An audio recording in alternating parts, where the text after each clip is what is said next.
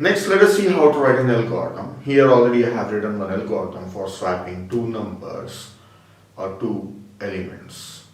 See, I have used C language like syntax only. Only the thing I have done is here I wrote algorithm to show that okay, I am writing an algorithm. It's not a program. Here, if I compare with the C program, here I have not written the data type of parameters. Yes, data types we don't decide at algorithm time. When we write a program, then we decide what data types are required. And here, even I don't have a temporary variable declaration. Declaration is not there. Directly it is used. It's understood. Unless you declare in the program, you cannot use it. But in algorithm, we don't bother about those minor things that are related to language. This is more like C. Now, if you want to write in a different way, you can say this as begin and this as end. Instead of flower brackets, you can also say begin and end.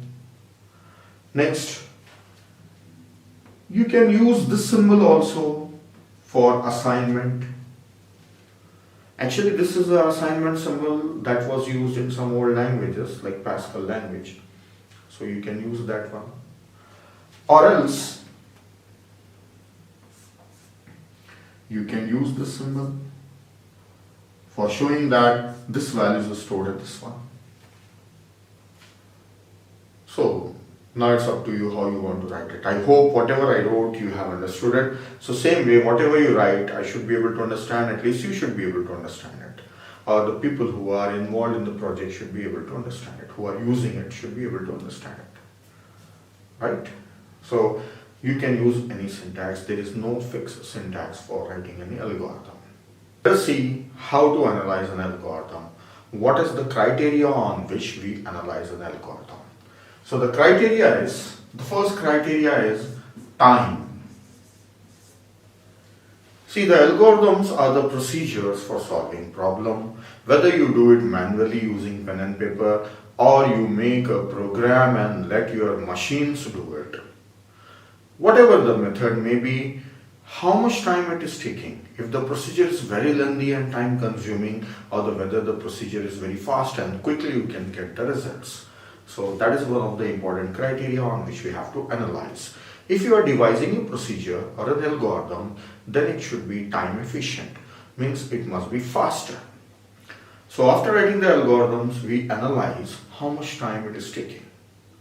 So that time, what we get is in the form of a function. We get a function, time function. We not get the watch time. Already I have shown you. You will get the function, time function. Now, next is space.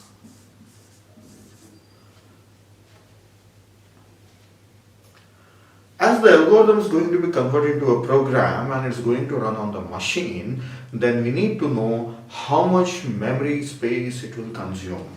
So that is the second criteria on which we will analyze an algorithm.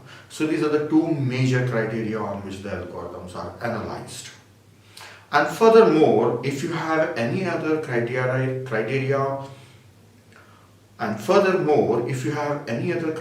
or any other factors you want to consider, you can consider them. Like, now,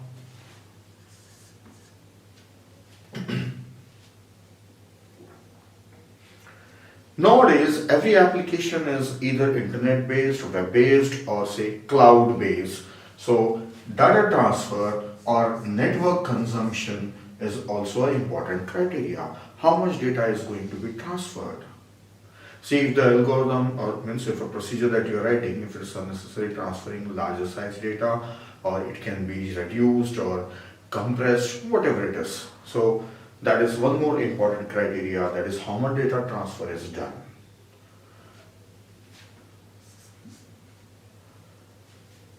And nowadays, most of the devices are handheld. Instead of PCs, we are using palm tops and laptops and tablets. Then power consumption is also a criteria. How much power it is consuming. And one more criteria is, if you are developing an algorithm for device drivers or system level programming, if you are developing something, some algorithm if you're writing, then you may also need to know how much CPU registers it is consuming. So CPU will also have some memory called as registers. How many registers it is consuming? That's also one of the worrying factor when you are designing an algorithm or writing a program finally. So these are few criteria I have listed, and it depends on your requirement, it depends on your project, right? What are the more criteria you need to analyze? Now let us see. I have taken one example to show you how we analyze an algorithm. So for analysis purpose, we need to know the time. So first we'll do time analysis. Then we'll do space analysis. Now time means how much time this will take. This is not the watch time. Then how to assume? Now we say that every statement in an algorithm takes 1 unit of time. Every simple statement in an algorithm takes 1 unit of time. If suppose the algorithm is calling another algorithm, it's using another procedure, then we have to analyze that also in detail. So simple means just statements, direct statements. It's not a nested statement, right? So single statement, each statement takes 1 unit of time. So here I assume it takes 1 unit of time, 1 unit of time, 1 unit. So total time is 3. So the time function f of n is 3. Here we got the constant value because I have taken a very simple algorithm and the answer is 3. That is some constant value, right? 3 or 30, whatever it is constant value, fixed value we got. So that's the time function. It is not in terms of n, just we got a constant value. Now here, whatever the complexity in the statement may be, how lengthy the statement will be, we say that it takes 1 unit of time.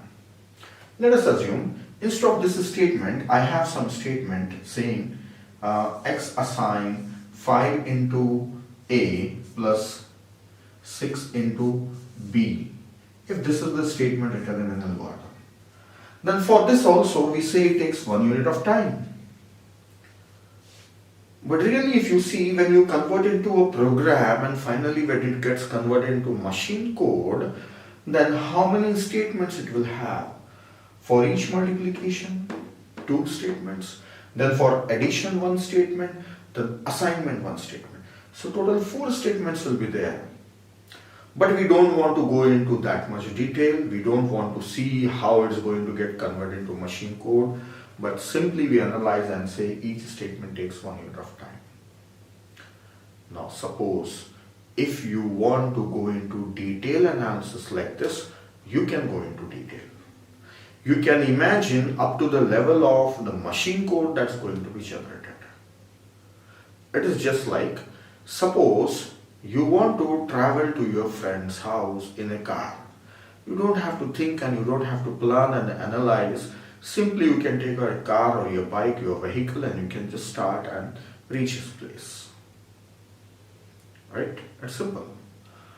If you want to land on Mars, then simply you cannot take a satellite, so simply you cannot take a rocket and launch it and reach there. It's not easy. So you have to analyze and design and make a complete plan so that your mission is successful.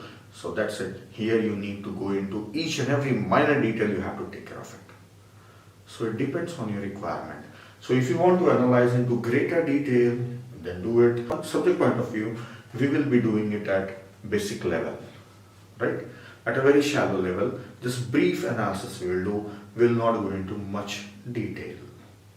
But much detail analysis can also be done. Next is space analysis. What are the variables used here? For a space, I'll write down the variables. A is one parameter, B is also a parameter, and temp is the local variable used. So total, how many variables? 1, 2, and 3. So there are 3 variables used. So the space is constant again. It is just 3. I got the answer as 3. So again it is also constant. So usually we represent them as order of 1. Constant means order of 1. And that's also order of 1. means it is constant. 1 represents constant. If it is 3 also we write 1. If it is 3000 also we write 1, saying that it is constant, value is constant. So this how each statement is taken as 1 unit of time and each variable is taken as one word. So these are 3 words. Why we are saying words there, not bytes? We don't know. When we convert it to a program, it may be an integer type or float type or double type, that we don't know. So that's why we say it is taking words.